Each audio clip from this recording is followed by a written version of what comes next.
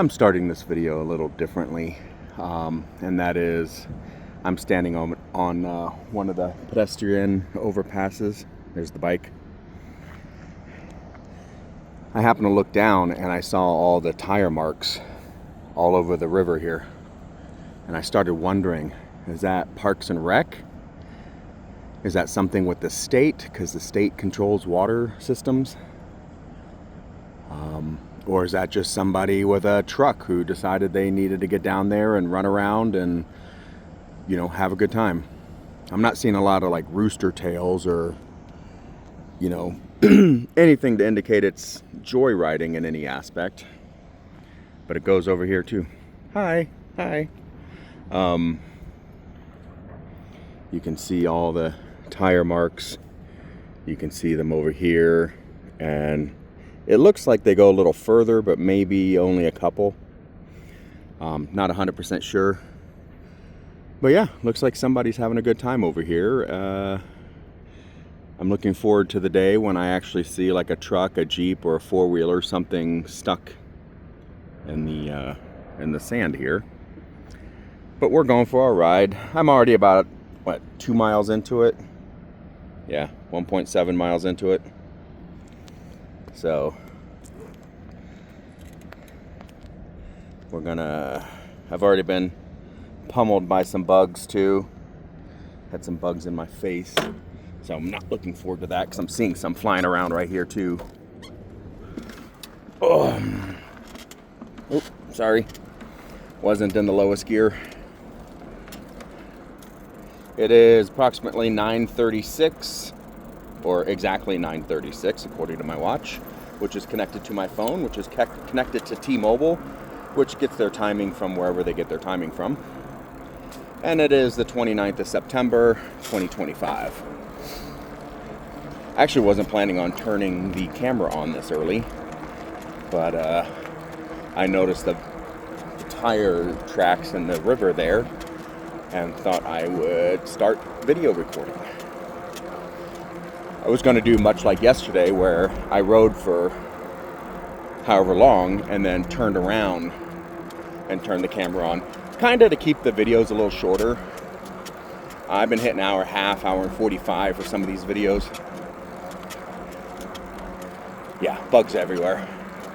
I can feel them. They're hitting my skin, they're hitting my arms, they're getting lodged in my hair. Yep, that was a cloud of bugs right there. Luckily, they're only gnats. They're not biters or stingers. But still, I don't like it. There's some garbage because, you know, again, I don't care if anybody's homeless. Have a field day. I care about the garbage. I care about the litter. Now, was that a homeless person's litter, or was it somebody who was just out here walking the trail after they shopped at a gas station real quick? I don't know.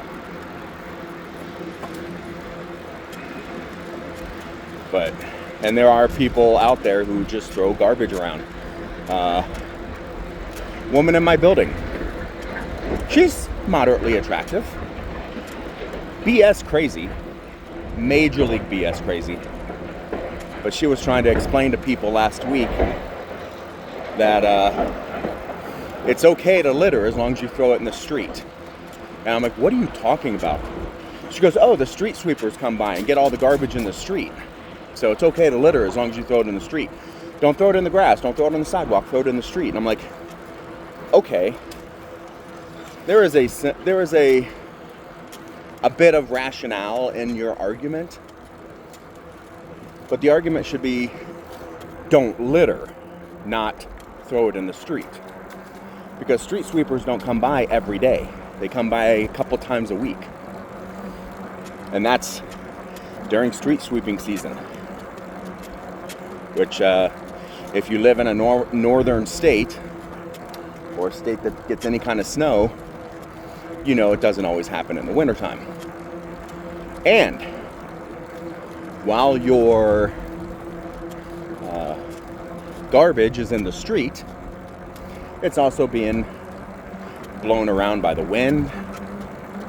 It's collecting in rainwater or sewage collection. I don't know what they're called. Oh, sorry, I'm not in pedal assist anything. So, but yeah. So they risk putting, by throwing garbage in the street, now you're putting it in the waterways. Or you're creating clogs and inefficiencies for water cleaning facilities like the one up here off to my right. So yeah. And then there's, if it's any kind of food or anything, squirrels, raccoons, stray canines such as coyotes, foxes, etc., or even just cats and dogs out meandering because people don't take care of their cats and dogs. Any of that. I used to get mad when I lived in a condo association. I used to get mad because, everybody had their own garbage, but then when you need to throw the garbage out, you take it out to one of the dumpsters in the neighborhood.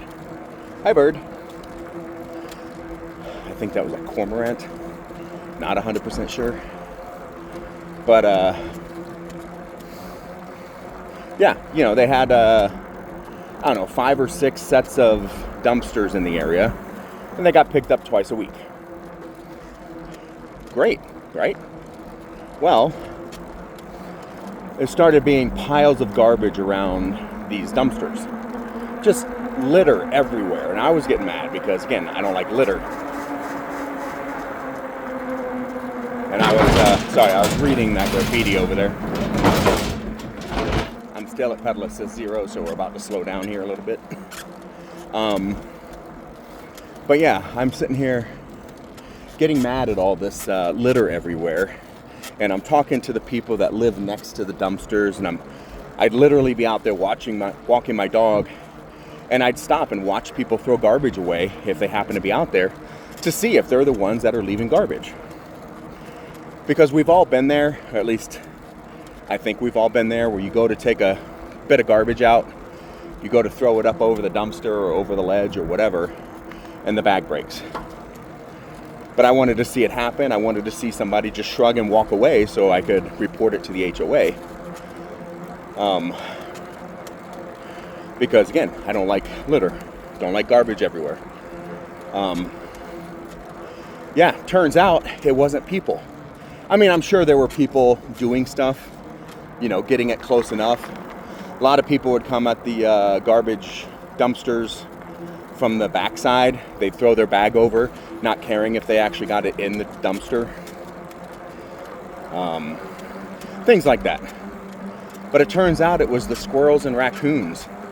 They were getting into the dumpsters, ripping open the bags and tearing, going through the garbage and just dragging it everywhere. I literally saw a squirrel grab a package from some kind of peanut butter bar or protein bar type thing, grab it and drag it up a tree and sit there and eat whatever they could find. I'm going to talk about that here in a second too. The guy on the bicycle that just passed me going the other way. Oh, so many bugs. Oh, well, those RVs are gone. So either they were told to move along or they were just there temporarily. But it also looks like they left garbage. Look at this. I'm not even talking about this garbage right here, which is bad enough. Cans and straws and things like that. Fast food wrappers. I'm talking about piles of garbage right here. Seriously, take your garbage, throw it away. Oh, whatever it is stinks bad. Whew, I got a mouthful of that, and last time I had anything like that, any kind of a smell like that, it was dead skunk on the side of the road. Whew. But yeah, so I'll give the benefit of the doubt because there used to be a park near where I live too. The park was only about 3 acres. It had a retention pond for flooding. It had a path system, much like what I'm on here, just going around it. And it had, or through it, like it did a circle on the inside of the park, not just a perimeter on the park. And it had a playground. But it also had like 6 garbage cans. 1 garbage can at each trail entrance area, so wherever you leave the street and enter the park. So there were 3. There were 2 around the playground, 1 on each end, and I think there was 1 down by one of the ponds or something.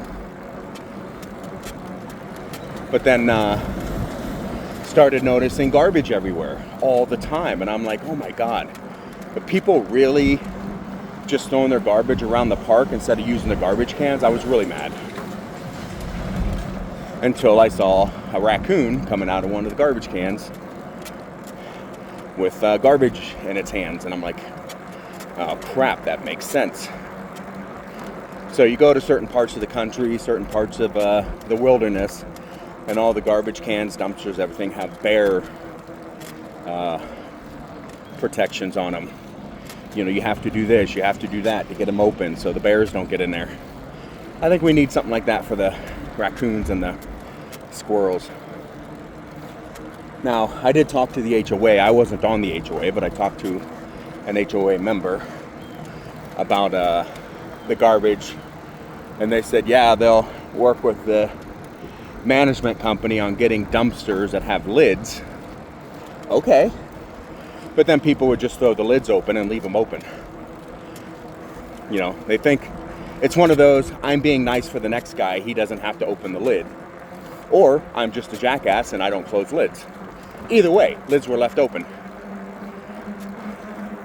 Which kind of negated any of the benefits of having the lid in the first place.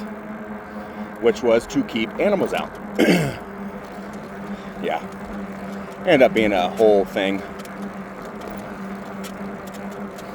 I went and looked at, I think I talked about this already, went and looked at an apartment on Saturday. And one of the questions I asked the guy showing me was, do you guys recycle? Do you have any kind of recycling option? And he just kind of smiled and said no. And I was like, yeah, that's the problem I'm running across. Nobody recycles. And I like to recycle. Even if, you know, I've seen all kinds of things on YouTube. I've read articles. I've seen those little documentary expose things that talk about how recycling doesn't actually do anything. It all ends up in a landfill anyway, or most of it ends up in a landfill, or, you know, blah, blah, blah. But still,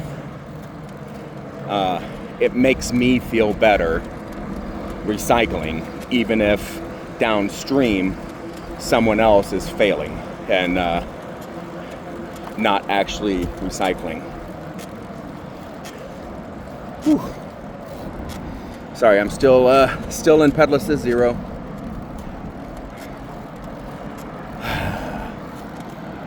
And I slept like crap last night, but that's par for course.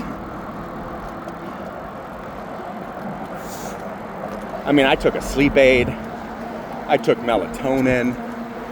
I slept like crap. And I don't know why. I don't know if it was the little snack I had about 6:30 or 7. Just some chips. Not even like a bag of chips. Just like a handful of chips. These particular chips are good, but they're greasy, so I don't like to eat a lot of them on any given day. Because it just, after the first one, you're like, oh man, that's good. Second one, you're like, oh, okay, yeah, this is good. Third one, fourth one, suddenly you're like, yeah, these are super greasy. It just feels, it tastes like I'm licking grease off the chip. Which is the only reason I buy this brand. Not for the grease, but sort of for the grease. Sorry, this is uphill a little bit and I'm still going slow. And then you can see a little bit of clouds in the sky. Apparently there's a Slight chance of rain this afternoon, starting at like 1. So I'm just assuming it's going to get cloudier. It got a little cloudy yesterday afternoon, but it never really left the mountains. Like the clouds, like let me, when we get up to this power pole here, I'll pull off and show you. But you can see the clouds above the mountains because that's where the water is. That's where the clouds come from. But they never really came this far east. Not even close. I kept expecting, rain droplets, anything. And there was nothing. So let me show you what I'm talking about. Bum, bum, bum, bum, na, na, na, na, na, dun, dun. Nobody's coming behind me. Yep. So you can see the mountains and the clouds right there. That's what I'm talking about, is they never really came any further east than that. And that is to the west at the moment. I'm still in the Front Range. Yeah, and you can see I started this video off with about the tracks in the sand in the river. There's more tracks in the sand in the river, but that looks more like four-wheelers. The wheelbase is very narrow. So I wouldn't be surprised if there's a house around here. Oops, oops, oops, oops. Oh, almost fell off the sidewalk. It only would have been like a 2-inch fall, but it still would have been a fall. But I'm certain there's, somebody around here that, because there are houses, within a quarter mile of where I'm standing, much less, wherever they entered the park at or they entered the river at. And that's if they didn't bring some four-wheeler, some little four-wheeler for kids or something on a truck or a trailer to one of the parking areas. Unless it's government employees out there. But I don't see them being on little four-wheelers. I see them being on the side-by-sides, because they're a little more stable. But yeah. Anywho.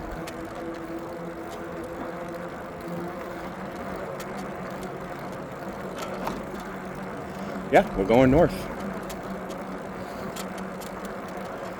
Hear a lot less squeaking, so that's good. Still squeaking, but not as much, if you haven't noticed already.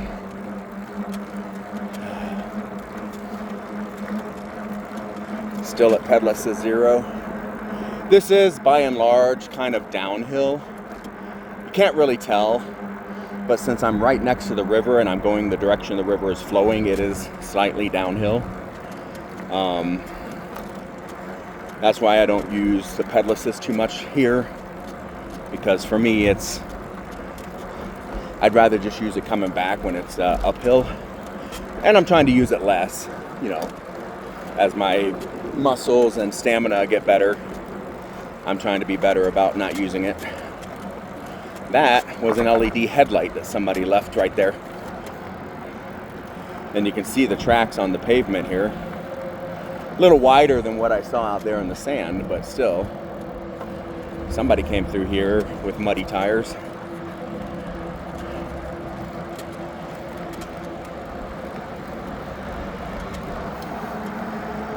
Yeah, I think I know there's a couple girls in the building that I'm living in. Again, it's low income. I think there's a couple of girls in there that got crushes on me. Again, I don't know why. I can only speculate. I'm not particularly handsome or funny or wealthy or anything. But I think it's because I don't do drugs. And I don't have any overt mental illnesses. Some depression, but, this is, that's a whole other issue. River cleanup, Saturday, October 4th. Cool. But,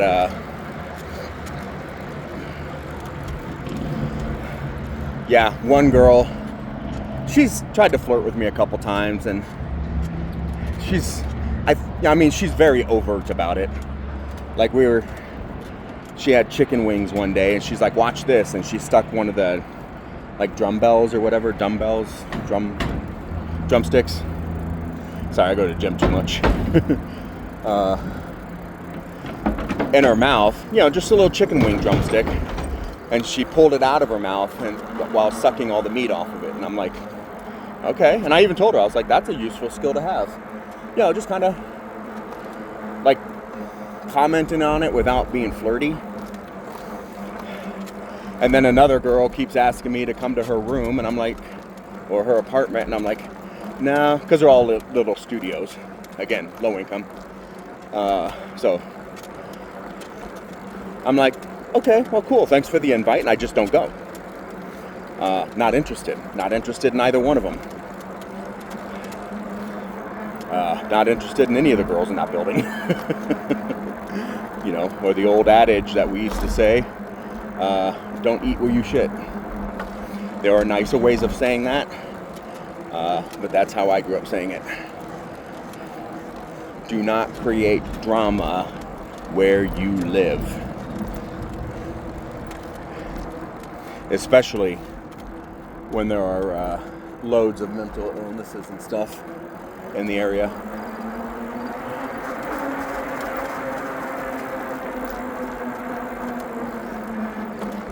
Because I had a guy yesterday in one of the common areas. He's always wearing like a safari hat, which, don't get me wrong, I have a couple myself. I've worn them on these rides to keep the sun off my head, especially when it was a little hotter.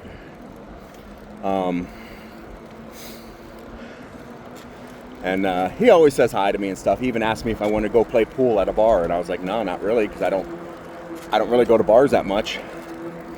And I play pool like once every 2 or 3 years.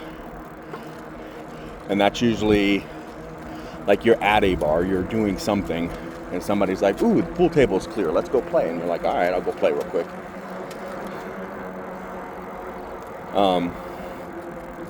But apparently he had like his own high-end pool sticks, and was telling me he needed to get them out of pawn. Oops, excuse me, guys. And I was like, you pawned your pool sticks? He's like, I needed money. I was like, oh, okay. But yeah, he's always been not friendly with me, but at least cordial. And yesterday he gave me a dirty look for some reason. He was sitting with one of the girls that, without coming out and saying, hey, I want you. Well, one of the girls that was, being flirty with me and stuff over the last few weeks. And when she got up and left, he just started giving me dirty looks, and I read it as, he liked her and he was mad because she was talking about me, but I really honestly have no idea.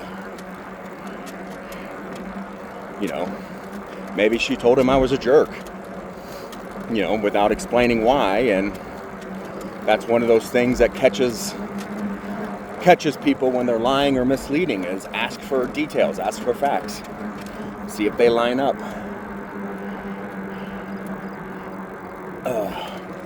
So, there's a very good chance she's like, oh, that guy's such a jerk, and he's like, and he just took it as gospel instead of saying why. Because I learned this way back in, we'll say late elementary, early junior high, and especially got cemented when I was in the Army, not basic training, AIT, so I was 18-ish. There are people that are going to get offended by anything and everything. Whether or not it was intended that way, there are always going to be people who have that reaction. Excuse me. So, like the guy the other day who I just walked up after the gym, and he was sitting outside, and I was like, hola, and he got offended because I said hola instead of hello, because he's an American and he doesn't speak Spanish. And I'm like, it's hola, dude. Do you say RSVP? Have you ever said rodeo or burrito or gordita? Get off your horse. My point being, there's always going to be somebody who gets offended like that. No matter what you do or what you say, somebody's going to be upset about it. And I accept that. But then I start asking, like, why? And then if they can't articulate it, then they're not the kind of people that I want to be around anyway. Like, if you're upset at something, why? Let's go the long way.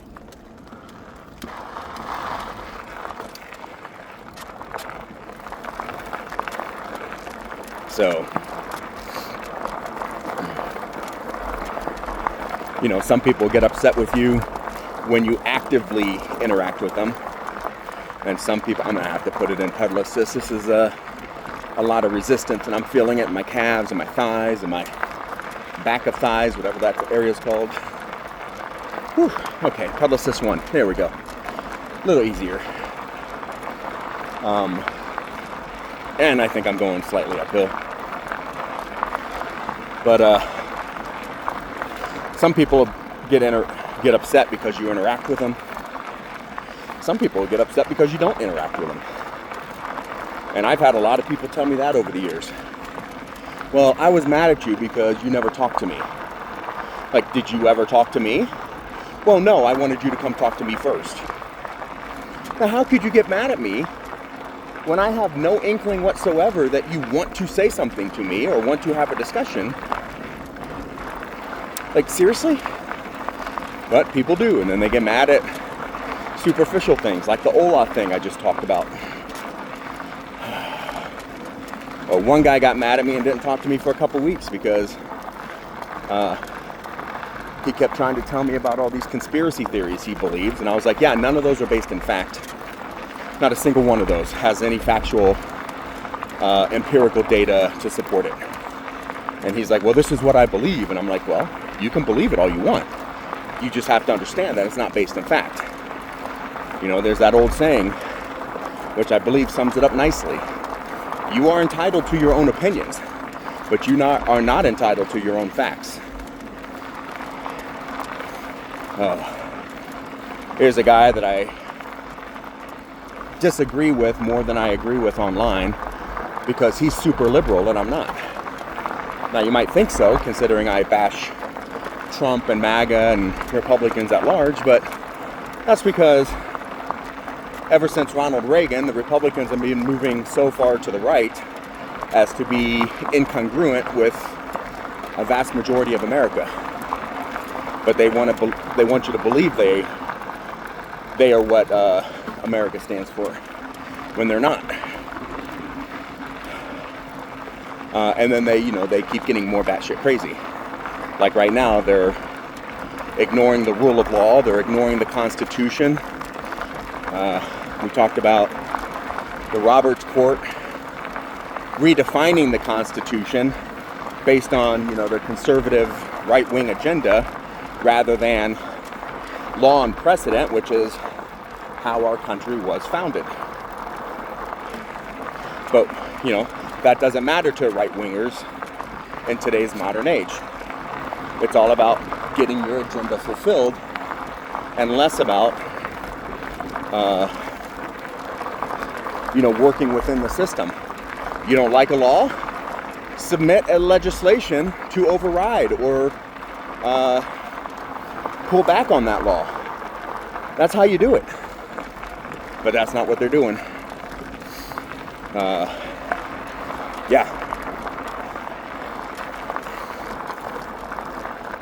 But regardless.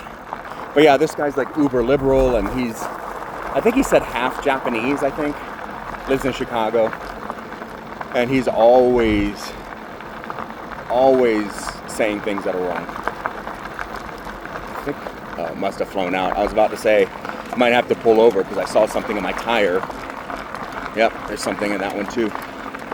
I'm gonna pull over real quick, make sure it's not like a burr, because we have these goat head things here in Colorado, and if it's a rock, so be it, but if it's a burr, I don't need it popping a tire. Of course, my hand's numb, so I can't really feel any of that. Can't feel my fingers. So for all I know, I was poking holes in them. Oh. There we go. Got that out. Had to get the pocket knife out of my pocket to force it out because my hand was so numb I wasn't sure if I was puncturing it or not. But yeah, that's exactly what it was. It was one of those goat head things, which is the risk you take when you go off trail or off the pavement. All right, so keys back in pocket because my knife is on it's a little pocket knife on a keychain, so I always have a knife with me. All right, here we go. And everything looks clear. Whew.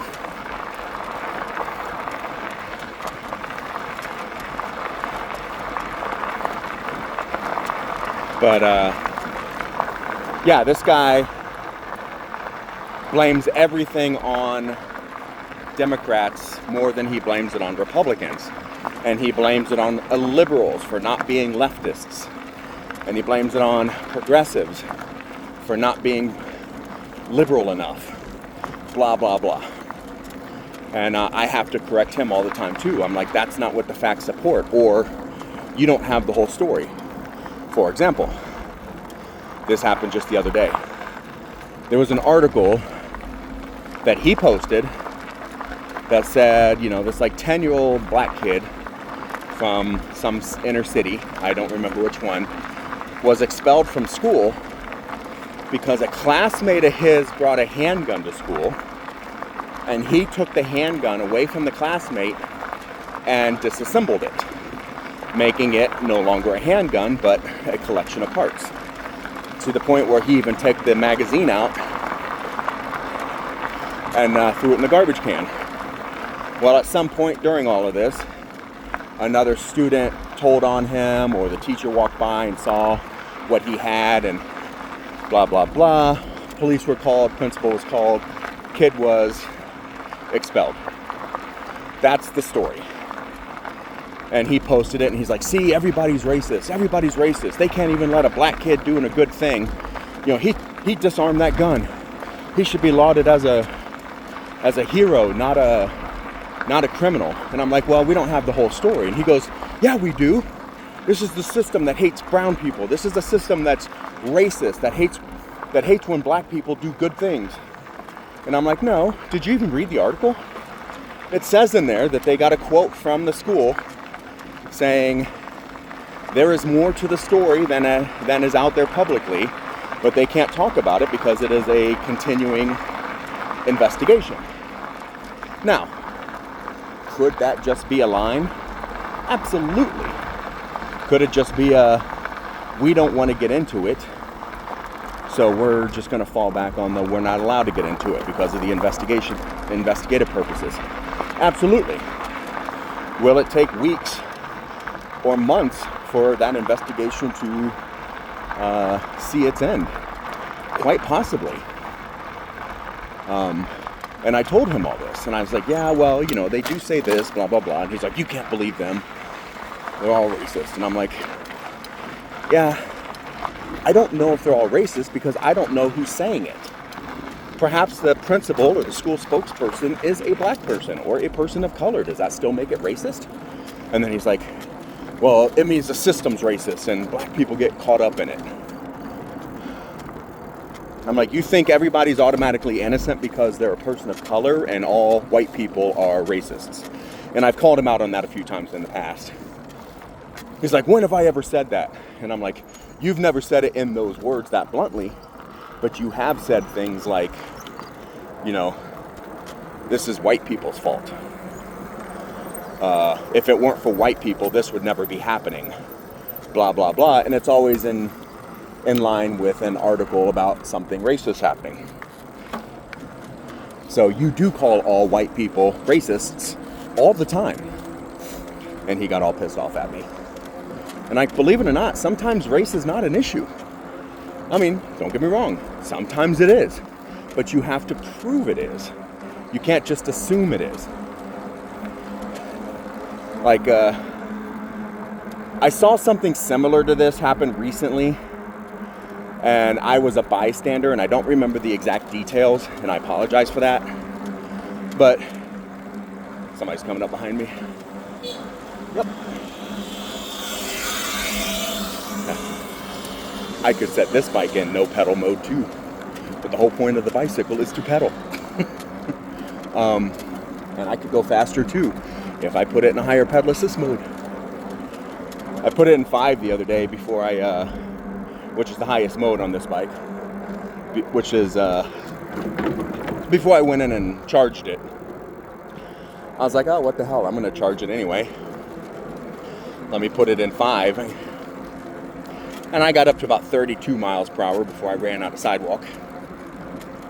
So, yay. Yeah, I think I can go a little bit faster than 35, like 35.4, 35.6, something like that, with pedal assist 5 and actually pedaling. So, but I rarely get past pedal assist 3 because, again, I want to pedal. That's why I bought a bicycle and not a scooter or one of those kind of electric bikes where you just twist the throttle. But anywho, so I witnessed something similar to the story I'm about to tell you, but the story I'm about to tell you is not one that I actually witnessed. But it is a close enough analog that we all get the point. And that point is, every once in a while, you know, you'll see an article like this, you'll see a story on YouTube or whatever, or TikTok, I guess, is what all the kids are doing now. It's where a person of color goes into a store and they, you know, it usually starts recording after they're throwing a fit, not before they're throwing a fit. But they're, you know, whoever the recorder opens up starts recording as they're in mid breakdown. And I saw something like this happen recently. Oh, and I can tell you that story too, because I just remembered it. But the one I'm thinking of, the one I saw on YouTube, was a woman, young woman, maybe early 20s, mid 20s at the latest, with a baby carriage. And she went to a fast food joint or something, and she went to buy something, and they're like, yeah, we can't serve you. We already closed everything down. You know, it's after 10 o'clock or after 11, whenever they closed. We've already shut everything down. We can no longer serve you. And she was throwing a fit. Then why didn't you shut the door? And he's like, well, the door was shut. You opened it. Why didn't you lock the door? Yeah, that was a failure on our part, but our kitchens are already shut down. Hi, puppy. Hi. Our kitchen's already shut down. The grills and the grease fires and everything are off. You know, there's nothing we can get you other than maybe a soda. And she started throwing a fit, accusing them of being racist because they refused to serve a black woman. And it's like, that has nothing to do with you being black. It has to do with you being there after they close. But there's always people that are going to pull that card. For example, the building that I live in currently, this low-income building, there's a good mix of everybody. Now, keep in mind when I say that this is Denver. Denver is overwhelmingly white. But there's a large Hispanic population, and there is, I'm going to say large, but I'm using air quotes you can't see, a large black population. What do I mean by that? I mean, it's not Atlanta, it's not Chicago, it's not New York, it's not LA, it's Denver. Got more black people than, let's say, Salt Lake City or Phoenix, but less than major cities in the area or in the country. It's still Denver. I've even had black people that move here ask me, like, where are all the black people at? And I'm like, you know, most of them live in these neighborhoods or those neighborhoods. Yeah, but they're around. It's just, you know, keep in mind, you're in Denver. So, as I've mentioned before, this building has 24/7 people on staff 24/7 down in the lobby, you know, to help with calling cabs or, you know, identifying bus routes or whatever that, you know, the low-income people need. And the apartment that I'm in looks out over the front of the building. Not the back, not the side, because it's a 3-sided building, so kind of triangular shaped. And I'm sitting there, and I hear this screaming, so I go over to the window, and I look out, and I always have it open, right now, except at night because of the noise. But I have it open because of I like the fresh air. And I look out and I see one of the staff members. Now he's there all the time. He's a nice guy, but just like anybody else, he can have a bad day. But he is like the whitest person on staff, like whiter than me. I don't even think he can tan, one of those kind of white people. And there was a guy doing something with one of the bicycles at the bicycle rack. Now, a lot of residents have bicycles, not all of them, but a lot of them do. But they don't always have locks. Because, like I mentioned in one of the other videos, a bicycle nonprofit brought like a truckload of bicycles to the building one day. Dropped off a bunch of bikes. So a lot of residents have bicycles, so they can get down to the corner store, about a mile away, so they can get to the bus stops a little easier, etc. Whew. I'm going uphill a little bit and I'm feeling it, even though I'm still in pedal assist 1. But so apparently what happened was the employee came out to smoke and he saw the guy fiddling with one of the bikes and he said, "Hey man, what are you doing to the bike?" And the guy, who was a black guy, he turned around and he said, "What, you hate black people?" And the guy's like, "No, I'm just curious what you're doing with the bike." And the guy's like, "No, you hate black people. You think we're all freaking thieves." And he's like, "No, I just don't know if that's your bike. And I just want to know what you're doing with it." I mean, it's really that simple. All you had to do was say, "It's my bike." And done. Finito. But the guy threw a fit and pulled the race card rather than just say, treat me, well, not treat me like a man, but treat me equally. Because, there are a lot of thefts in and around the building. There are people who are constantly throwing a fit because their clothes, I'm using air quotes here, you can't see, their clothes get stolen from the washing machines. No. People probably remove their clothes from the washer or dryer so they can have access because you haven't been down here in 3 hours and other people need to do laundry too. That's more than likely what happens. Plus, nobody wants your used raggedy clothes. I'm just sorry. Now, I have had a couple of people pointed out to me, don't ever let that person in the laundry room when you're doing laundry. They'll steal your stuff. I don't know how true it is, but it always seems to be a white person saying that about a person not of color. Or a person of color, sorry.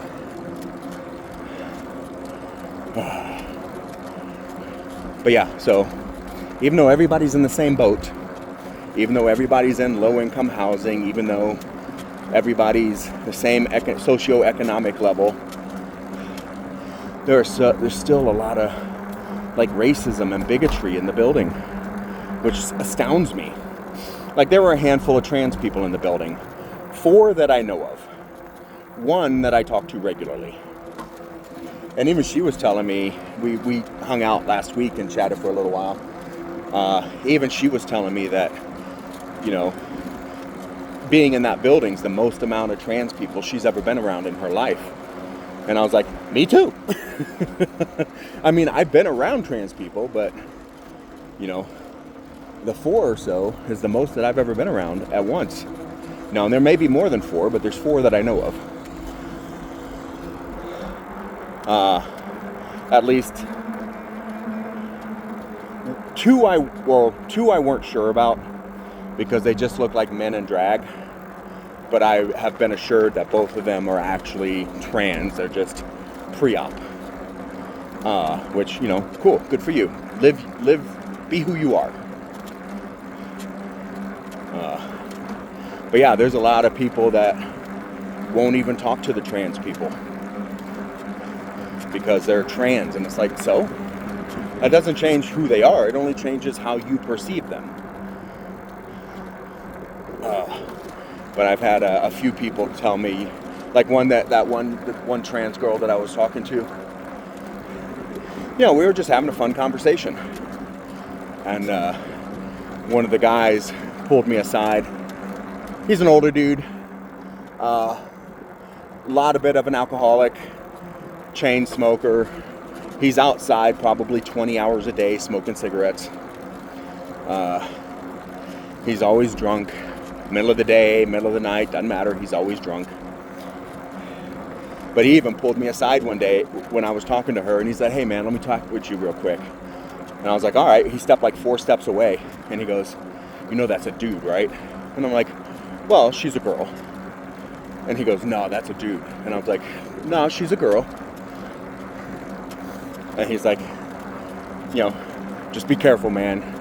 You don't want any unwanted surprises." And I'm like, "Okay." Like, again, not trying to hook up with anybody in this building. But she's a girl. And I say that because, and she told me that somebody told her one time, like,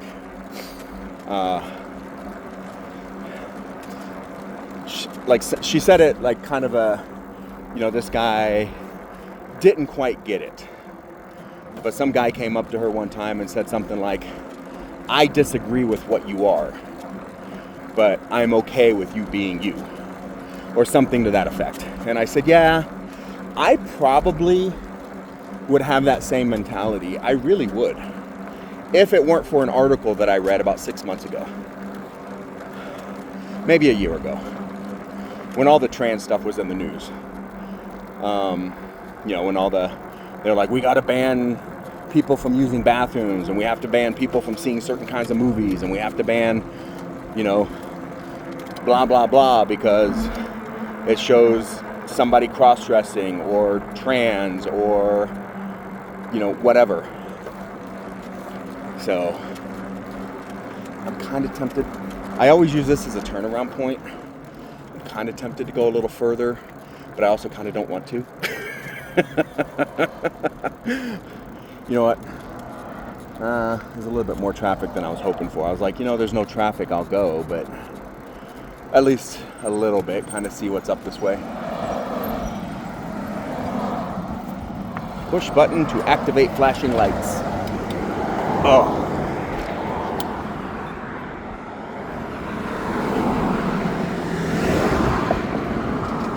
Oh, that guy's gonna stop.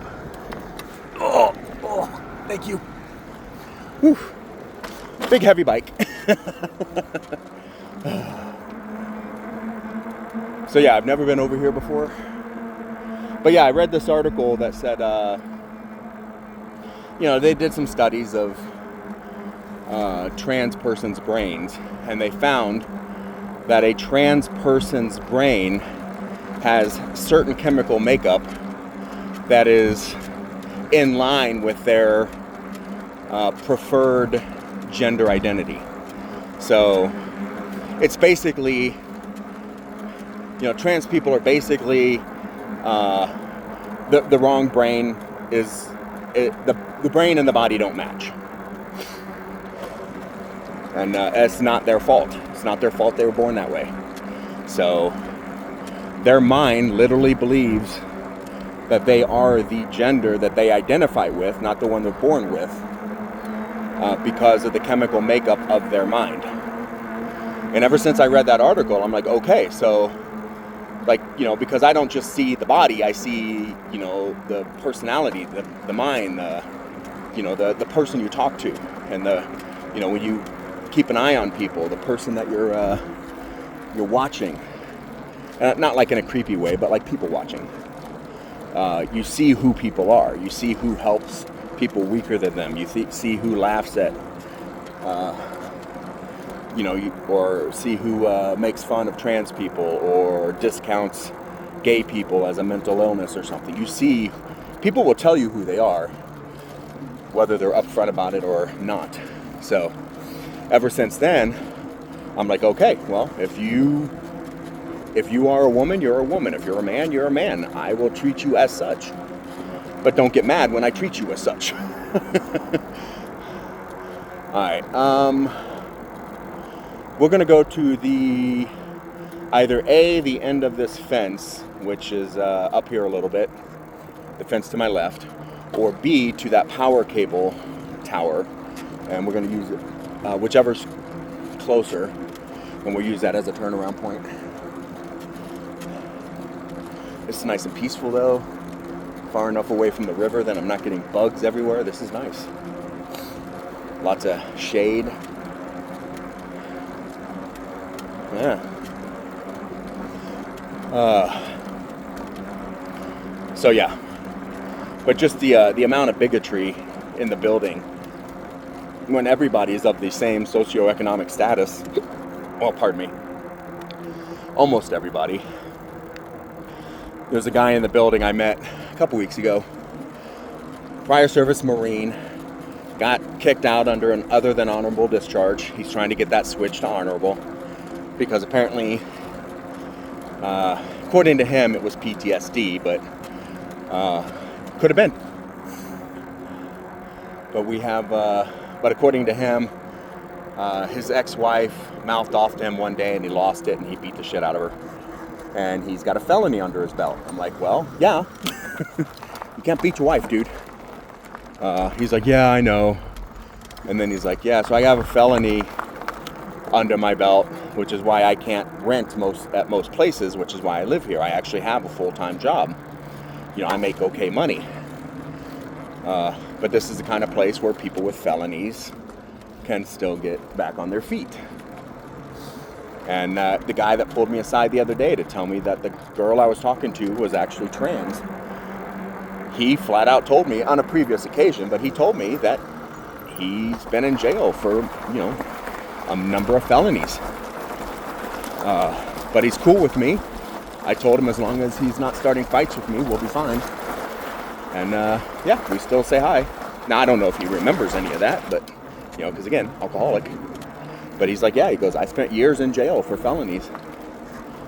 So yeah. And then there's a woman in the building. She's younger. She's probably, I'd be surprised if she's hit 30 yet. Okay. But she's also a veteran. She's Navy. She has 3 dogs. One of them's absolutely in love with me.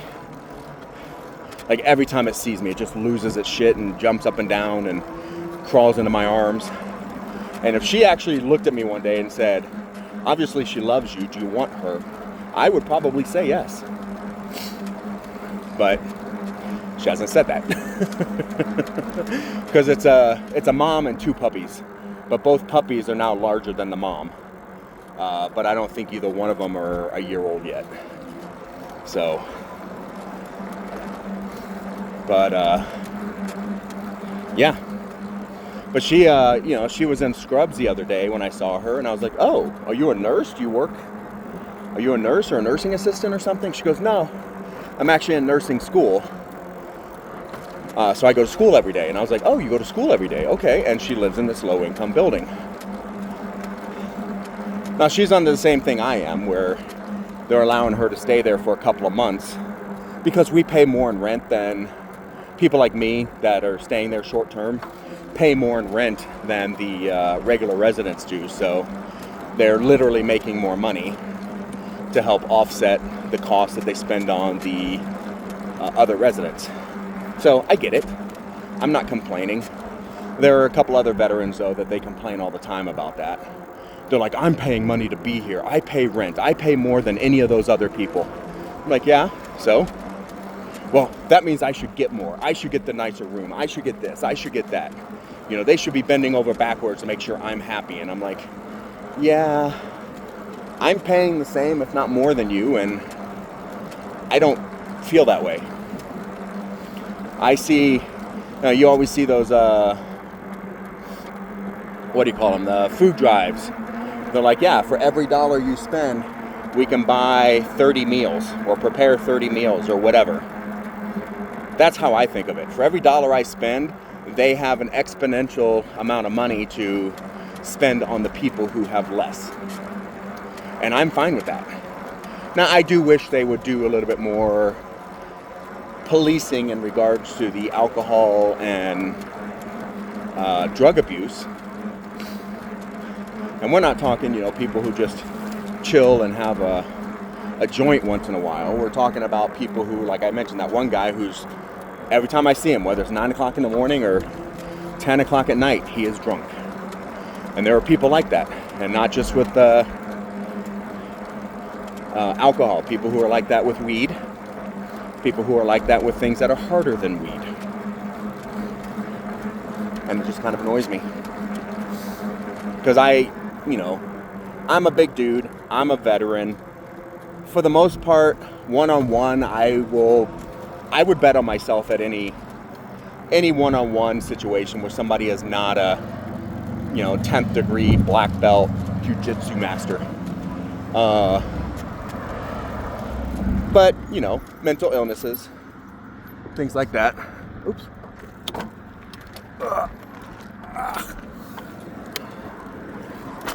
Whew.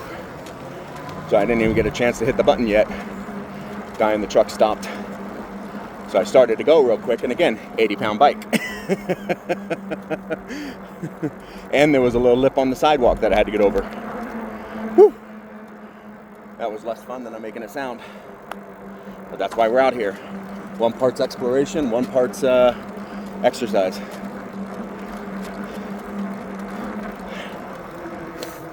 But yeah. So, what was I saying? Yeah.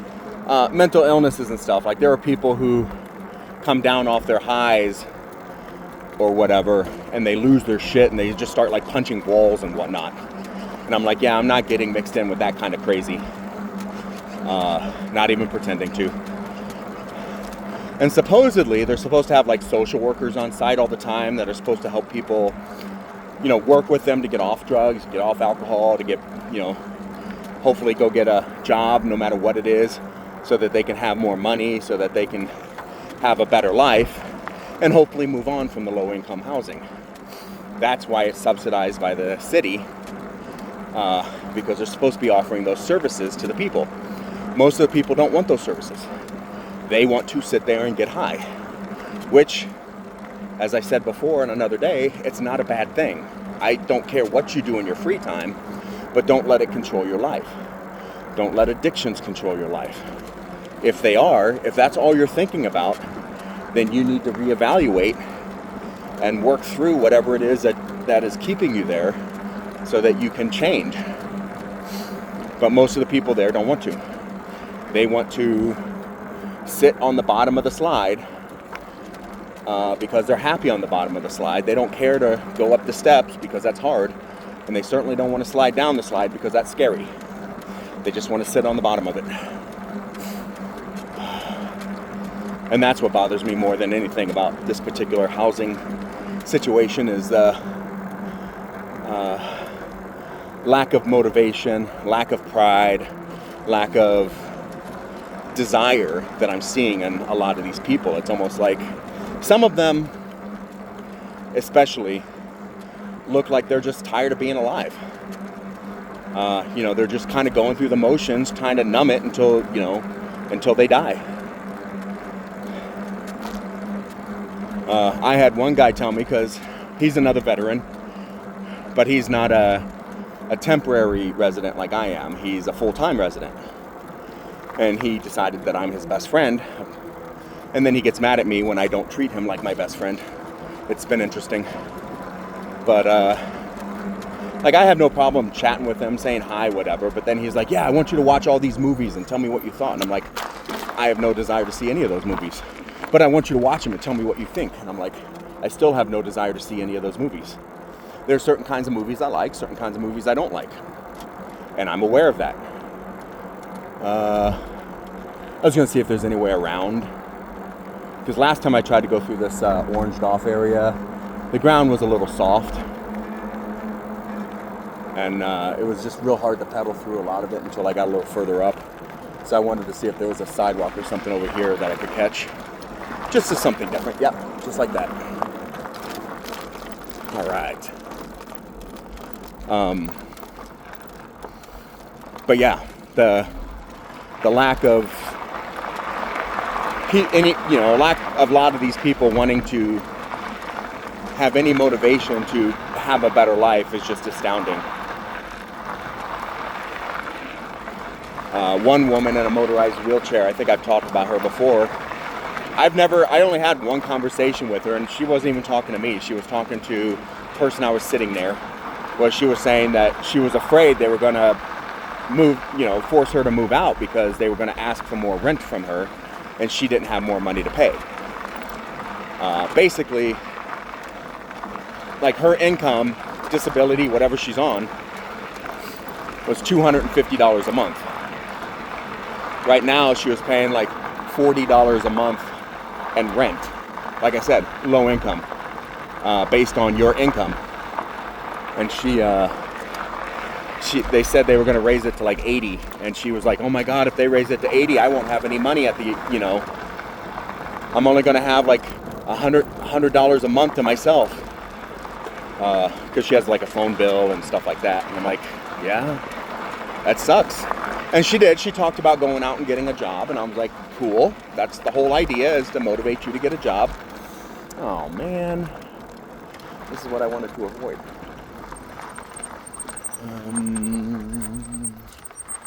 I believe there's a dirt trail over here. We are going to see if my belief is founded or unfounded. So, yeah. And I didn't see her for a couple of weeks because I'm like, well, you're in a motorized wheelchair. What are you gonna go, like, try to get a job at Walmart or something? Doing a greeter or cash register or something? And she's like, no, there's that day labor stuff where you can go out and just pick garbage on the side of the road. And I'm like, okay, can you do that? And she goes, yeah. And I'm like, your chair could do that all day? And she's like, yeah, well, if I charge it, it'll last all day. And I'm like, oh, okay, cool. And then I didn't see her for a couple of weeks. So I'm thinking she was able to do that.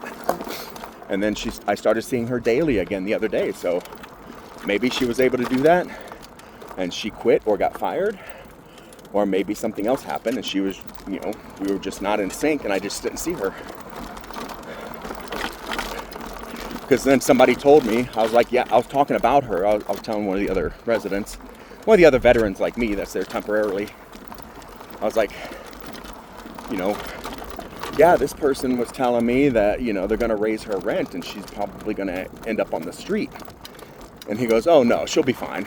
And I was like, you think so? I'm like, yeah, she's a drug dealer. She'll be fine. And I'm like, what do you mean she's a drug dealer? She's a woman in her 50s that's in a motorized wheelchair. Like, yeah, she's one of the biggest drug dealers in the building. Like, if you want anything, you just go ask her. She either has it or she knows how to get it. And I'm like, nuh-uh. And they're like, yeah. So, whatever. I kind of ran out of trail. I guess there is one over here off to the right a little bit, but I was kind of hoping to get on the other side of this fence here shortly. Let's go this way though. But as you can tell, this bike, this kind of trail, this bike just eats it up like nothing. And I'm only in pedal assist 2. So if I was in 3 or something or 4, I could probably be even going a little faster, but I'm not feeling the need to go faster. I'm looking for trail system here. You've probably seen the little concrete stands. This is a disc golf course. Oh, I'm not even gonna pretend to do that. I'll get off and walk it. Because getting down, not a problem.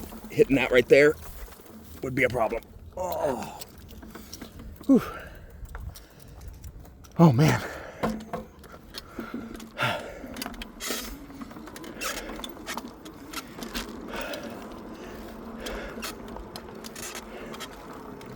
All right. I don't think I've ever been over here, so cool.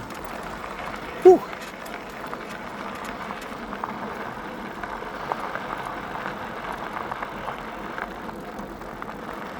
Whew.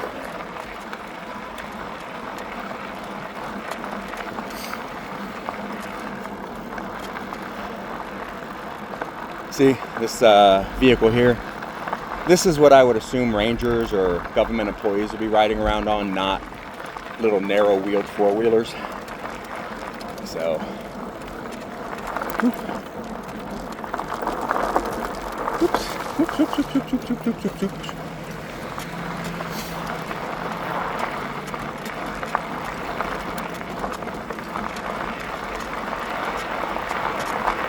waiting for him to say, "You can't come through here."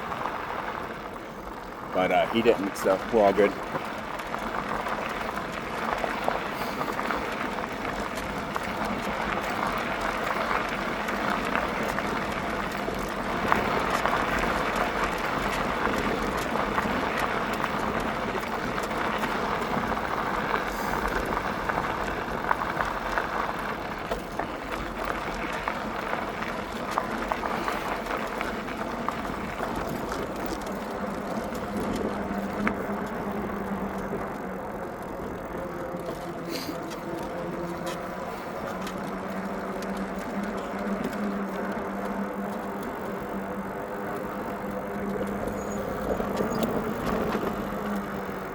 Triceratops.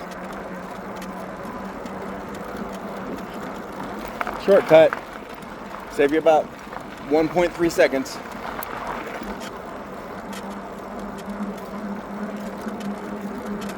All right. So yeah, that's life right there.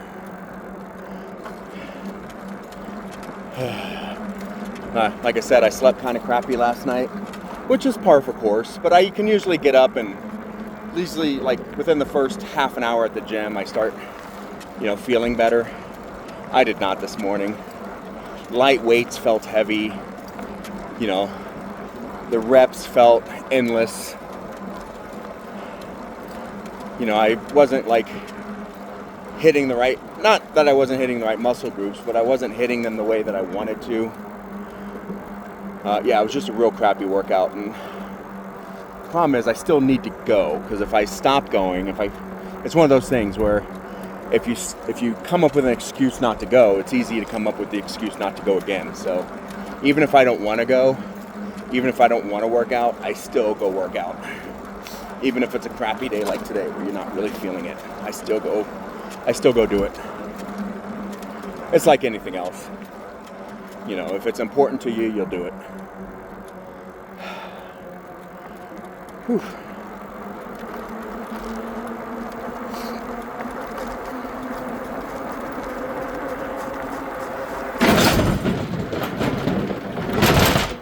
Because, sorry, I wanted to get past that bridge and the noise before I continued. Because if you don't, like in my case anyway, if I stop doing something, then I start coming up with excuses not to start again. And that's, it served me well in the military, because I would always do whatever needed to be done in order to get the project done, regardless of time or commitment. And my superiors loved it. Even some civilian bosses have loved it. Not all, but some. And I'm like, okay, so. But then there's some people that don't like it. And I kind of got into this habit about 15 years ago where I know what that desire I have to finish whatever I start. I know that's baked into my core personality. I can't avoid it. So I've just learned to stop starting things. Let's say you go to the store, you buy a piece of furniture that you have to assemble. Sure, it takes an hour or two, get it together, everything's kosher. Great. No big deal. But then let's say, on the other hand, and this is a true story, this actually happened to me. You go to remodel your house. And you're like, I'm going to get the floors done today, or I'm going to get this floor done today. But then stuff happens and, you can't get that floor done that day. But you keep working at it, you keep going, and suddenly it's midnight, suddenly it's 2 a.m., suddenly it's, 4:30 a.m. before you stopped. And that's how I would do it. Yeah. So the problem is, if I set my mind to it, I'm going to complete it. So I've taught myself not to set my mind to it, which, for better or worse. I think I'm happier and less stressed out, but I'm also less accomplished than I could be. And I'm aware of that.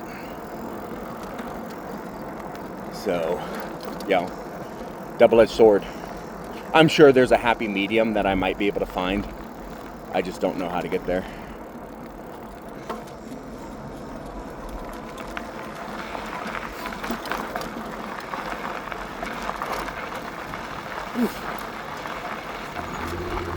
Alright, so we're just riding on the gravel dirt here as opposed to the sidewalk because I got these giant dirt tires, and why not? Oh, that was the other thing, because I don't go to the gym on Sundays. It's the only, for 5 years, it was the only day that I took off. I sleep in on, it's the only day I don't set the alarm clock. I kind of sleep in. I call it my lazy day, where I just do whatever. If I want to sit there and watch 20 hours of TV, I sit there and watch 20 hours of TV. Now, I say that with the caveat that I don't own a TV, but you know what I mean. If I want to sit there and read a book from cover to cover, I will sit there and read a book from cover to cover. If I want to go on a bike ride or go to a park and lay a blanket out and just lay in the sun for an hour or a couple hours or all day, that's what I do. And yesterday I really didn't have anything to do. People kept asking me because they're so used to me coming and going. They're like, well, what are you doing today? What do you have going on? What's up? Anything on your agenda? And I'm like, no, got nothing going on. And they're like, oh, really? And I'm like, yeah. So I sat around in my tiny little studio yesterday, laid down, watched some YouTube, got up, moved around in the room, but not really like moving around. Just, going to the bathroom, getting a drink, things like that, blah, blah, blah. And then took a sleep aid last night, like I said, and then went to bed and slept crappy. Woke up this morning, everything on my body hurt. Everything.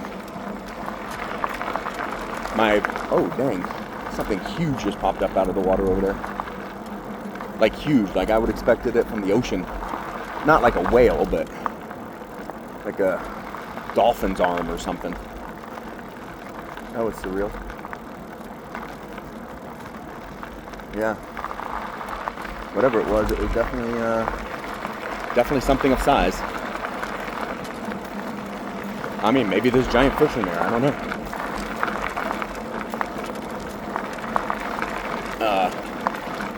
But yeah, I woke up, pain everywhere, pain all over my back, pain in my shoulder, pain in my neck, pain in everything. That's why it took me a little bit to get into my workout this morning, because I was like, yeah, I'm not feeling it, everything hurts, but that's also why I work out so much, because when I don't work out, it hurts like that every single day, to the point where it hurts to stand, it hurts to sit, it hurts to lay down, it hurts to sit up. It just hurts. You can see the clouds coming in a little bit more right now too. We're facing kind of south-southwest.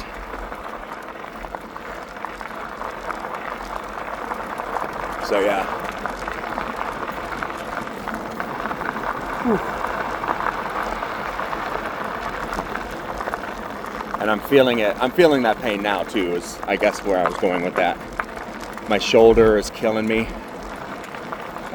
My back is okay, but with each pedal stroke, I can feel twinges in my lower back.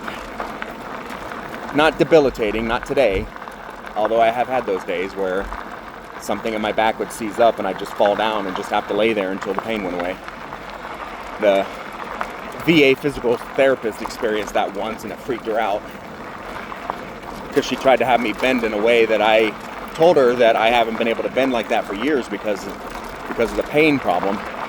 And she goes, no, just do it. I'm right here. I can help you. And then my whole body just seized up and I fell over and she freaked out. And I was like, hold on. Through gritted teeth, I'm like, hold on. Give it a second. The pain will go away. And sure enough, about 30 seconds later, the pain went away and I was able to force myself into a more reasonable position. And she was like, oh my God, I didn't realize. And I was like, yeah, that's why I tell you people when she wasn't the first physical therapist that I've run across at the VA. But these things never happen when I'm at the doctor or in front of the physical therapist. So I was like, yeah, this is why I tell you guys that I have decades of figuring out how to move properly so it doesn't hurt, which is why I act like I go throughout my day and it doesn't look like I'm in pain, because I have trained my body to walk a certain way, to sit a certain way, to stand a certain way, to, lay down a certain way, blah, blah, blah, in order to mitigate the pain.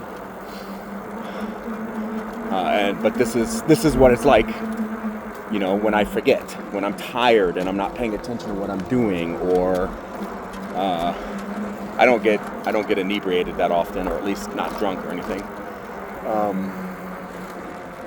But there are times when, these things happen. And there was a time where it happened multiple times a day. Now it happens every once in a while, but that's because of all the working out I do, I think. Excuse me, guys.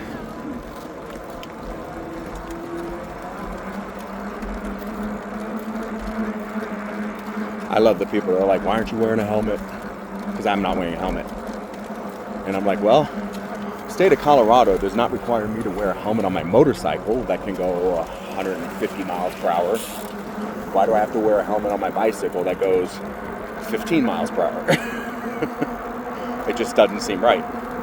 Same thing with like seatbelts. Everybody passed seatbelt laws in the 80s and 90s because the federal government said if you don't pass these laws, we're going to withhold this funding from you. So everybody did. So you have to wear a seatbelt all the time, which is, it's also a great way for the state to get more money from you. And, but again, in Colorado, you don't have to wear a helmet on a motorcycle. Well, if I don't have to cover the most precious part of my body in a protective gear while I'm exposing it to 100 mile an hour, 60 mile an hour, 85 mile an hour, whatever, why do I have to wear a seatbelt when I'm wrapped in a steel cage? Like, how does that make sense? Like, I always wear a helmet, don't get me wrong.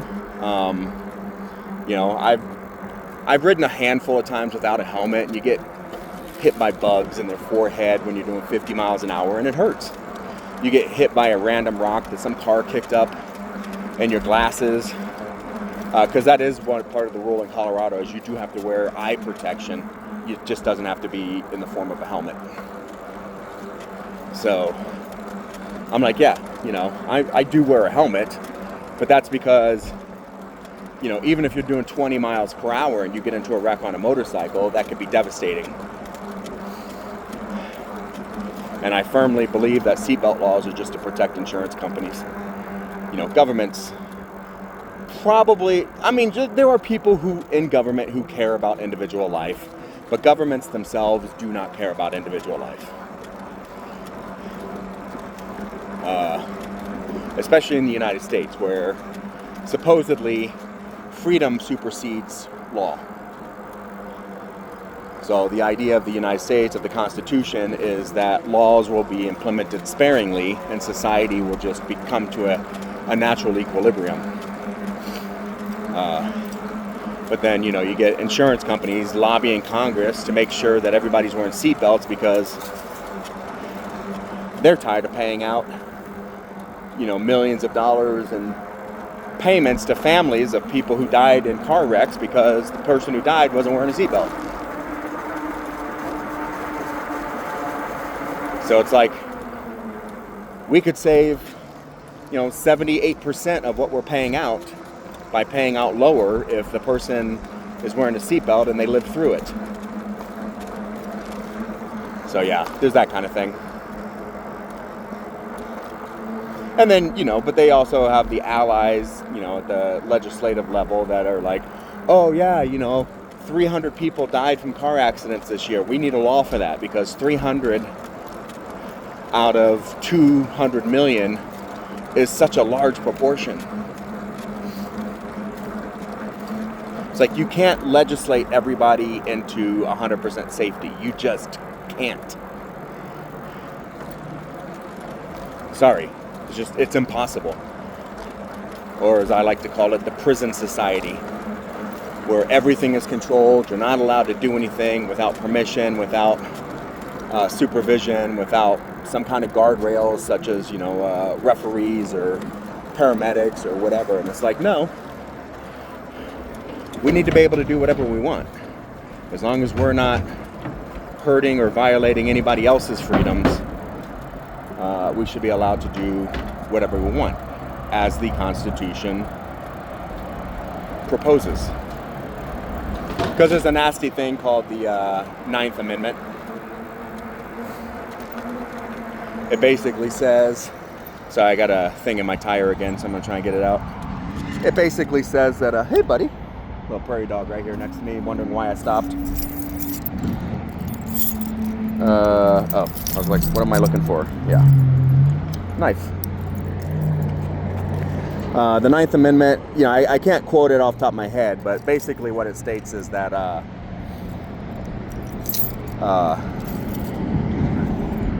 so I keep getting distracted by this little prairie dog here. One minute he's looking at me, the next minute he's digging his hole, then he's looking at me like, but it says like any rights and privileges not specified to the state is to be held by the people, which basically states that, you know, freedom and liberty are paramount to state interest, because the legislature has to take those rights away or take those freedoms away, and they're only supposed to do that under the guise of a social, or I forget how they phrase it, legitimate legal need. There's another way that they frame it, but it's basically that. It's basically a legitimate legal need. There's a guy down there with his dog.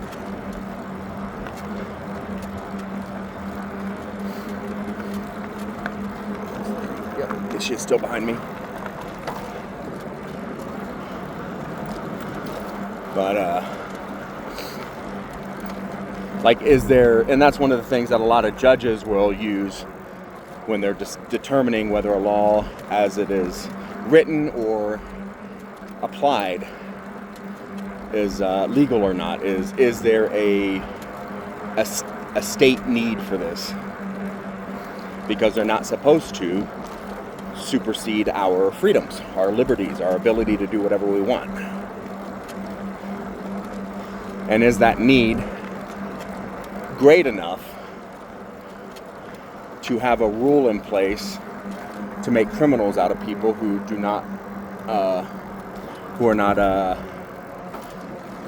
affected, or who are not, I'm saying it wrong and I apologize, but let's say, for example,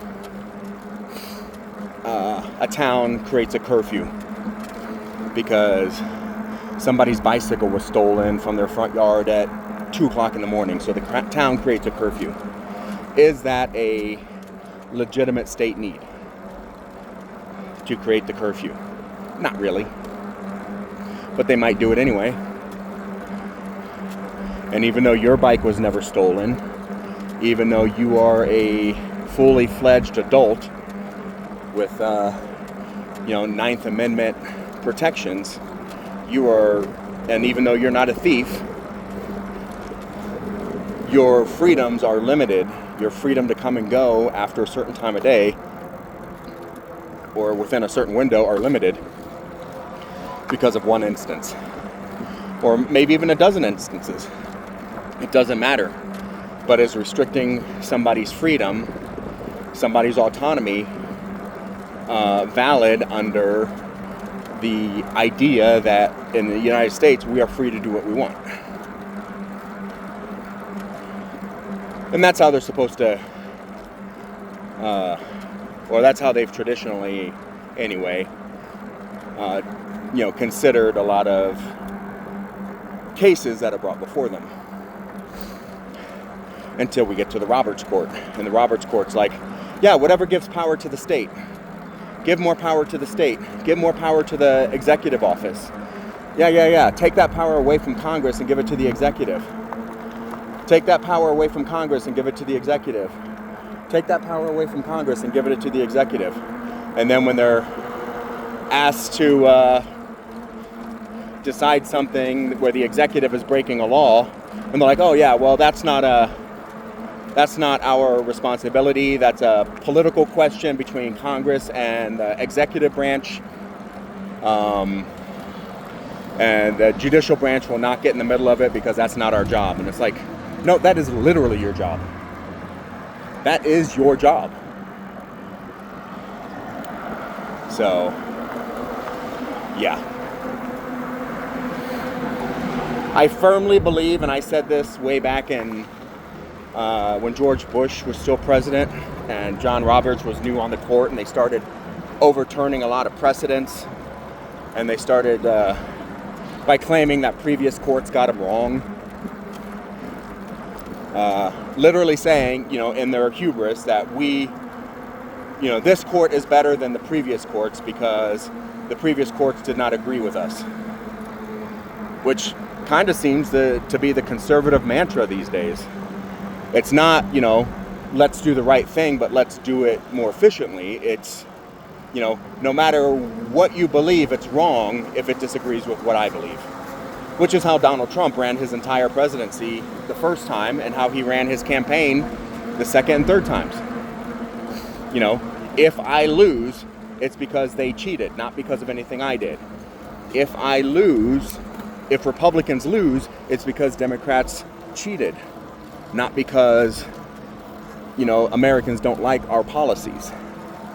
It's always, I'm the best, I'm the smartest, I'm the wisest, I'm the one you should listen to, not anybody else, even though they have just as much say in this as I do, or the playing field was equal.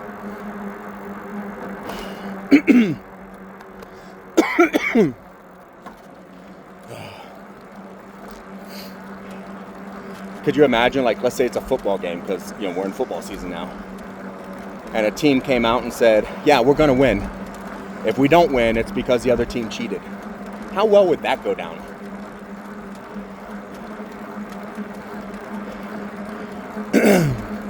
I mean, I don't know much about football because I don't follow it, but I know there was some kind of Tom Brady thing with football pressure or something, ball pressure. But that's a perfect example, and how well did that go? Well, they only won because they played with the pressure of the football. Under the belief system that they only play with one football throughout the entire gameplay. Seriously? Well, the umpires must have been, or the referees must have been in on it. Really? So the team cohorted with the umpires and the referees and everybody to all, engineer a win, even though you don't think that they won. Really? We get into Occam's razor at this point. What's the easier explanation? That there is a vast conspiracy to steal a win from the other team, or, the one team just won. Ugh. So, yeah. Anywho, sorry. Kind of got off on a tangent there.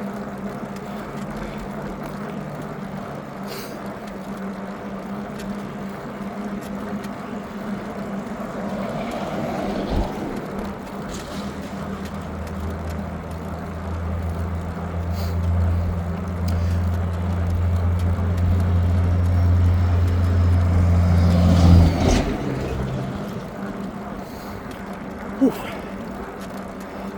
All right. So I'm probably going to turn the camera off once we get back to about where I turned it on. Just because I don't feel any need to. I'm actually running out of things to talk about right now.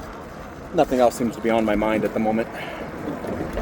Nothing big or small happened yesterday. Oh, there's a guy down there fishing. Nothing big or small happened yesterday or in the last couple of days. I'm tired. Tired. A couple of bad nights of sleeping in a row. And last night, like I said, I had some chips at 7-ish, plus or minus a half an hour. But it was all the noise. the people outside hooting and hollering, the people going down the hall drunk or high or whatever, and they don't bang on my door, but you can hear them banging on doors. It's like, going to visit their friend on another down the hall, or from another floor or something. They come down to your floor. One guy who lives a couple of units over from me, he's a veteran too. He's Navy. He's the one I mentioned the other day that was getting upset at me teasing him for being in the Navy. There were two guys, but he was one of them. But he told me yesterday, he's like, yeah, he goes, I almost never sleep, maybe an hour a day. I was like, well, I didn't tell him this, but I'm like, that makes sense, because when I get up at 3 o'clock in the morning to see what the commotion's about, I can see your unit's windows, and the lights are always on. Oh, here comes, well, that's not allowed on this trail. No motorized vehicles. But there's nobody here to stop them. Oh.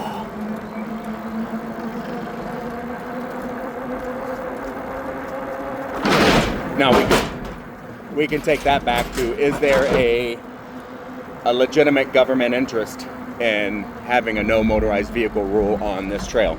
Absolutely.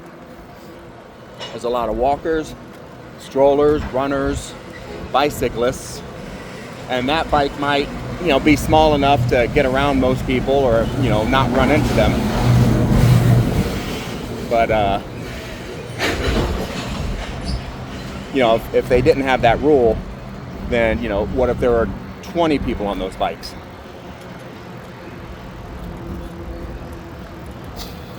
Or, somebody in a bigger bike. Somebody in a motorcycle or a small car that decides they can do this because, their motorized vehicles are allowed. That's why.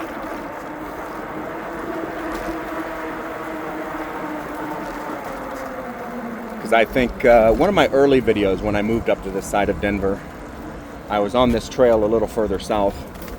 The Rangers were there, and they told a guy on a little scooter, not like one of those electric scooters, but like a Vespa style scooter. He was going down the sidewalk, and they told him, they're like, hey, no motorized vehicles. And he looked, and he's like, he's got a motorized vehicle. And they're like, yeah, it's still a bicycle. You are not a bicycle. And he just flipped them off and kept on going, and the Rangers just like, whatever. I'm like, no. You have to enforce the rules, or the rules are useless. Now, I'm not saying you got to be a dick about enforcing them, but they could have gotten in their truck, followed him to where he was going, and had a conversation with him about why the rules are important. Taking his name.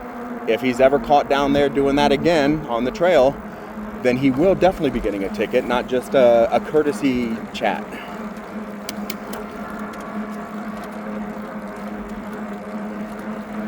Because I'm all about applying the rules fairly and equally, but you have to apply them. There has to be some sort of repercussion, or else the rule is, pointless.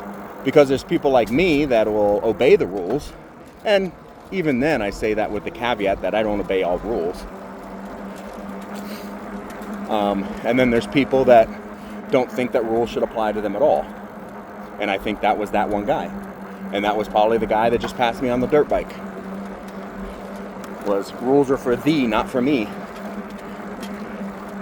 And I think if you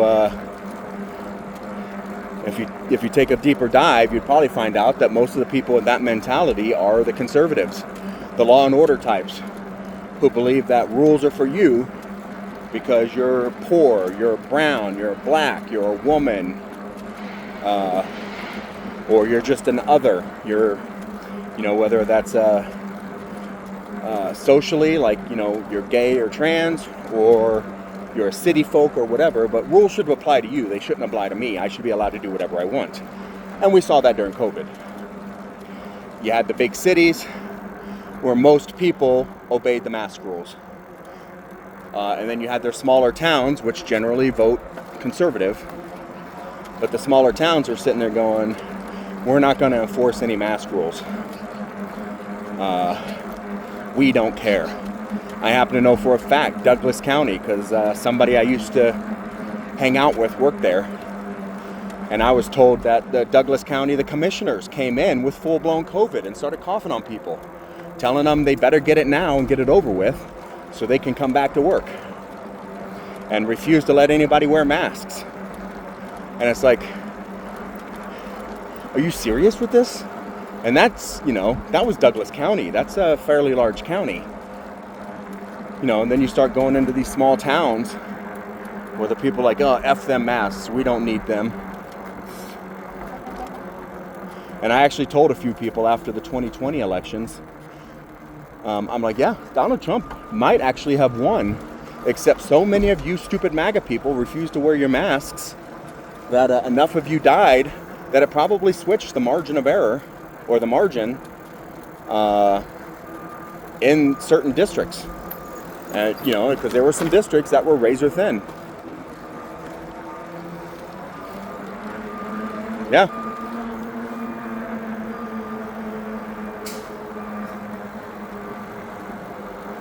They want to go through everybody's social media to see if you're allowed in the country, to see if you're you're a good American or not. Or they want to go through your social media to see if you're fit to be, have certain kinds of jobs or whatever, blah, blah, blah. Because they're in control and they want to control who has access.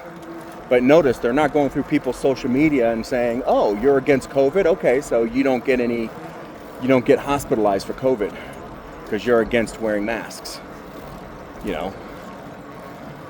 Or there's like some people in my building, again, a low income building. Most of these people would be living in tents over here or under bridges if it weren't for this building. And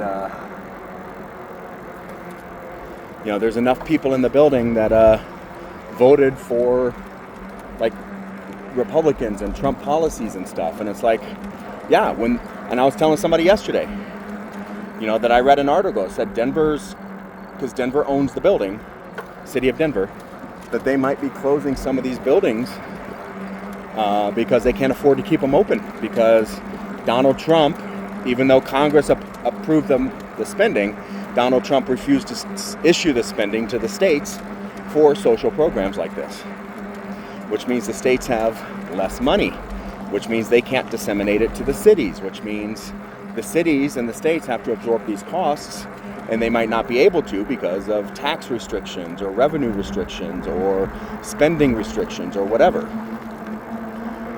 And I'm trying to explain to somebody in this building that they think they're safe. They think they're not going to be on the street because as long as they can stay in that building, they're safe. And I'm like, there's a very good chance this building gets shut down. Look at all the 911 calls that come in for this building. I mean, hell, they were here they were there like 4 times this weekend. Apparently, at least once I heard they were looking for a fugitive. And the fugitive might have been a guest of somebody in the building.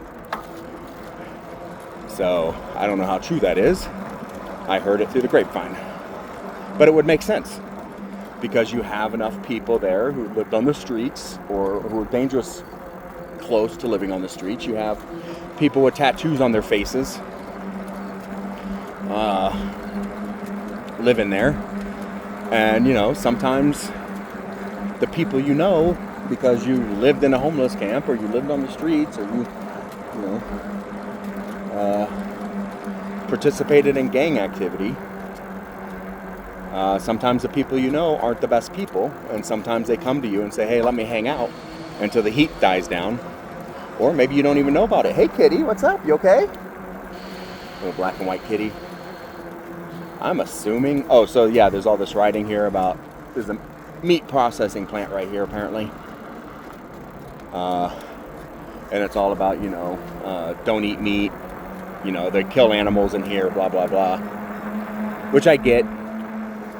I'm not against people eating meat. I'm against factory farming.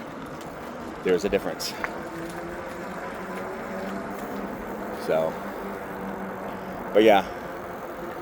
But yeah, it's going to be a big eye-opener for some of the people in this building when they say, okay, well, we are shutting down in 3 months. You guys all need to find other means. Because a lot of those people are going to be left. They're going to be stranded. And I've heard enough conversations now to know that a good number of people in that building voted for Donald Trump. But they won't make that connection. They won't make the connection that Donald Trump stopped the funding from getting through so that buildings like that could stay open. They won't understand it.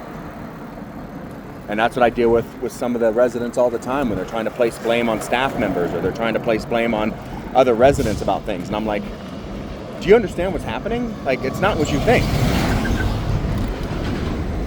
But that's kind of par for course for having political discourse these days. Nobody wants to learn. Everybody thinks they know everything. And very few people are capable of understanding that there's a process to a lot of this. And then they see Donald Trump just waving his magic pen. Remember when everybody was all up in arms because Obama was signing executive orders and they were like, oh, he's ruling by fiat. He's ruling like a king. He's a president. He's not supposed to do that. Well, first of all, Obama didn't sign as many executive orders as George Bush did, or George Bush before him. And I think he even signed less than Bill Clinton. But somehow it was bad when Obama did it, and now, the same people are saying, oh yeah, Donald Trump's the greatest leader ever because he doesn't care what Congress says. He just says, this is what we're going to do, and he makes the government do it. And it's like, that's not how this government works. That's not how our processes work. That is not how the Constitution is designed. To be fair, Congress gave up some of their power, but, to also be fair, the Supreme Court took a lot of Congress's power. And Congress, in all their uselessness, has not deigned to take it back. The Republicans don't want to take it back because Trump's doing exactly what they want. Hey, puppy. Yeah, I said hi to you. The dog was looking at me and they were pulling him along and I said hi to him and he stopped and he turned around and looked at me real quick and I'm like, yeah, I said hi to you. I just wanted to play so bad. But yeah. And then, and right now it's a Republican Congress, but even when the Democrats had Biden and they owned both the House and the Senate, they got some legislation passed, but they didn't fix any of the loopholes. They didn't close any of the problems that Trump exploited. And then what happens? We have Trump 2.0, where he's going full dictator. And the Republicans are going, yeah, but he's our dictator. And the Democrats have no power to do anything. I guess, yeah, this woman right here in the motorized wheelchair, she's the one that lives in the building that supposedly deals drugs. Oops. How's it going? Yeah, the lady with the pink hair, she's the one that was I was talking about earlier that was crying because they were going to raise her rent and she was going to get kicked out. And somebody told me she was a drug dealer. And I'm like, I don't think she's a drug dealer. And if she is, it's probably prescription drugs that she sells instead of takes because, she can make more money selling the prescription drugs, pill by pill, than she can, any other means. But I don't know. I already told you the extent of the one conversation I had with her. All right, so I'm going to go ahead and cut this off. Thanks for coming along. We will chat again, maybe tomorrow. We'll see how much it rains, or if it rains. And we'll go from there. All right, well, you guys have a great day, and we'll catch up later.